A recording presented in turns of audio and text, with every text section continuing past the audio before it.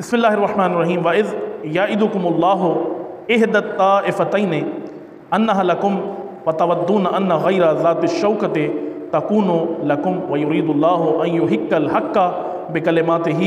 وَيَقْطَعَ دَابِرَ الْكَافِرِينَ۔ یہ آیا بھی جنگ بدر کے متعلق ہے کہ اللہ تعالیٰ نے جب اپنے نبی کو فرمایا کہ اے نبی اِذْ يَعِدُكُمُ اللَّهُ إِحْدَى الطَّائِفَتَيْنِ، کیونکہ آپ کے سامنے یہ سورہ کی وضاحت کر چکا ہوں کہ جنگ بدر اس صورت میں ہوئی کہ ایک قافلہ جو شام کی جانب سے آ رہا تھا، جو ایک تجارتی قافلہ تھا، اور اس میں 50 لاکھ دینار موجود تھے، یعنی پیسوں سے اور مال سے بھرا ہوا ایک قافلہ شام کی جانب سے ابو سفیان لے کر آ رہا تھا، اور ایک قافلہ ایک لشکر مکہ کی جانب سے آ رہا تھا جو 1000 سے زیادہ افراد پر مشتمل تھا۔ اب یہ دونوں، ایک شام سے آ رہا ہے قافلہ، تجارتی قافلہ، اور ایک مکہ کی جانب سے 1000 سے زیادہ کا لشکر آ رہا ہے۔ مسلمانوں کو اللہ کہہ رہا ہے کہ اے مسلمانوں،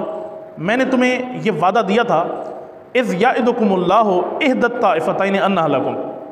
کہ ان دونوں گروہوں میں سے ایک گروہ تمہارے لیے ہے، یعنی اگر تم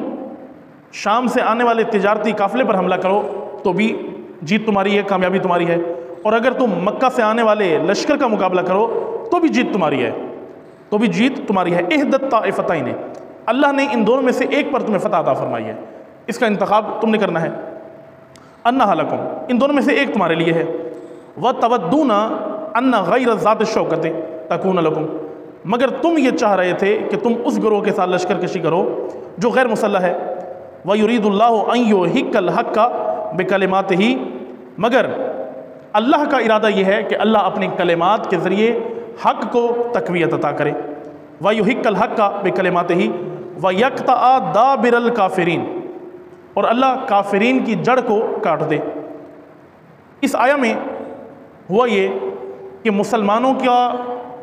رغبت اس طرف تھی کہ مسلمان 1000 سے زائد کا لشکر جو مکہ کی جانب سے آ رہا ہے